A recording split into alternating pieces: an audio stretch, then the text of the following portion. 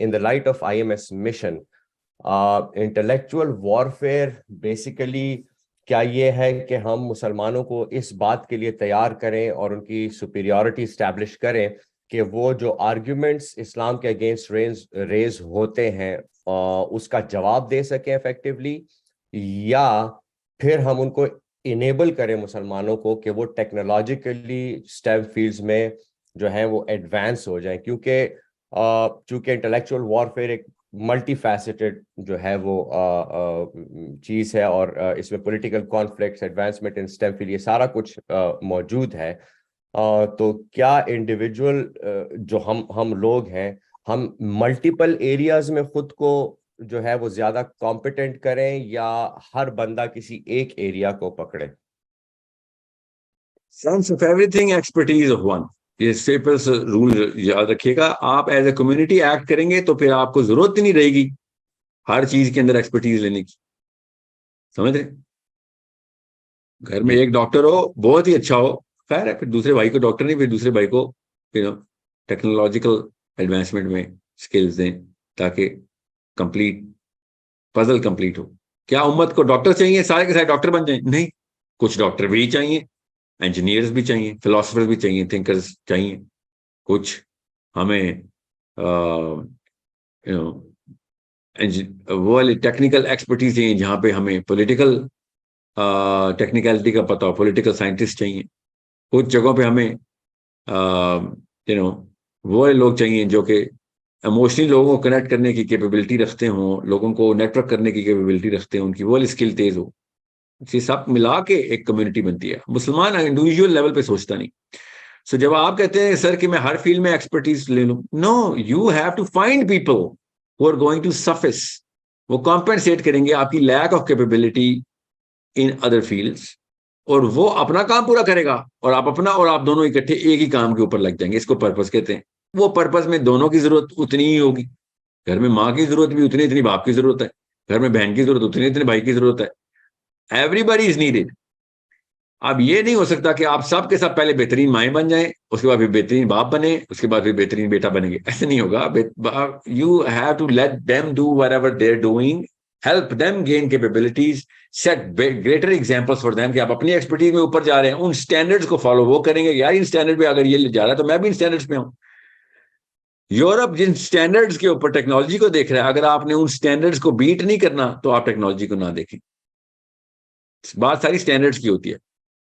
Europe ही इस वक्त जिस स्टैंडर्ड पे फिलॉसफी को देख रहा है, उन स्टैंडर्ड पे अगर आप फिलॉसफी नहीं देख रहे तो आप इस फिलॉसफी में भी ना जाए। कुरान पाक इन स्टैंडर्ड्स की डिमांड कर रहा है। यूरोप बेचारे की क्या औकात है? कुरान पाक डिमांड क्या कर रहा है? जिन स्टैंडर्ड्स को समझे। सो अल्लाह ताला ने हर इंसान को एक अलग यूनिक पाथवे दिया है। आप, you can not be a master of all, and even if you can be, आपका किसी का अगर सुनने वाले का ईगो शैटर हो रहा है कि नहीं सर आप, मेरे अंदर मास्टरशिप ऑफ ऑल की कैपेबिलिटी है, तो कर लें आप, किसने को, मगर हर एक के अंदर नहीं होगी। आपको अगर आप मास्टर ऑफ ऑल बन भी जाएं फिर भी आपको लोगों की जरूरत तो रहेगी।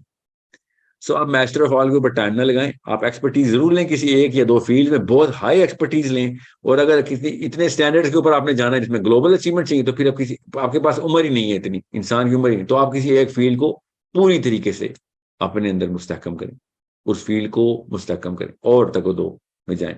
और बाकी की चीजों की सेंस तो जरूर होनी चाहिए आपको। ओके, ये ना हो कि आप बिल्कुल ही, आपको पता ही ना। क्यों सेंस क्यों चाहिए? कि लोगों की उन स्टैंडर्ड्स को आप इंप्रूव कर सकें। आपकी फील्ड नहीं मगर आपको स्टैंडर्ड्स का पता हो, और उन स्टैंडर्ड्स के पूरा होते के दौरान जो भी मसाइल आएंगे आप एटलीस्ट उनको मशवरत अच्छे और बेहतरीन तरीके से दे सकें। इतनी सेंस होनी चाहिए।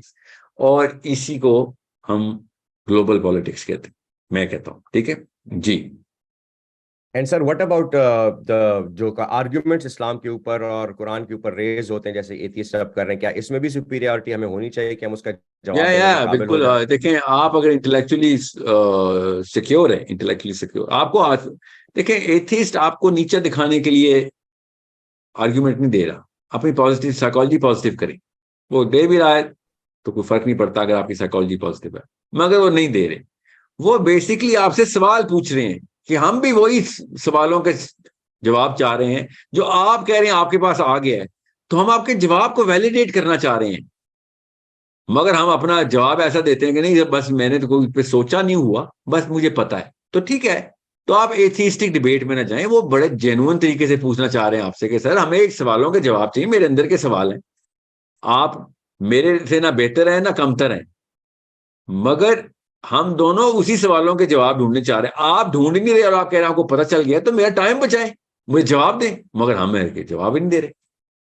सो पॉजिटिवली देखें इस सबको, ताकि आप लोगों को अल्लाह की तरफ लेके आए। एथिस्ट आधा अल्लाह की तरफ आ चुका है, एथिस्ट मुशरिक से तो बेहतर है ना। मुशरिक तो कह रहा है 2 अल्लाह है, वो कह रहा है कोई अल्लाह नहीं है। तो अल्लाह ताला ने भी कहा था कि कोई अल्लाह नहीं है सिवाय एक अल्लाह के, तो कोई अल्लाह नहीं है तक तो वो पहुंच चुका है। आप हम एथिस्ट को कुछ ज्यादा ही गुस्से से देखते हैं, और मुशरिकों के ऊपर हमें प्यार और आ रहा होता है, और शादियां कर होते हैं, यहूदी से शादी अलाउ है तो क्रिश्चियन से शादी अलाउ है, लड़कियां मुशरिकों की आपको प्यारी हैं, गुस्से एथिस्ट पे आए हुए। ये मसला है हमारा। ओके, मसला है ये। Right sir. आप एथिस्ट एथिस्ट काफी करीब है आपके, और बड़ा जेन्युइन तरीके से पूछ रहा है।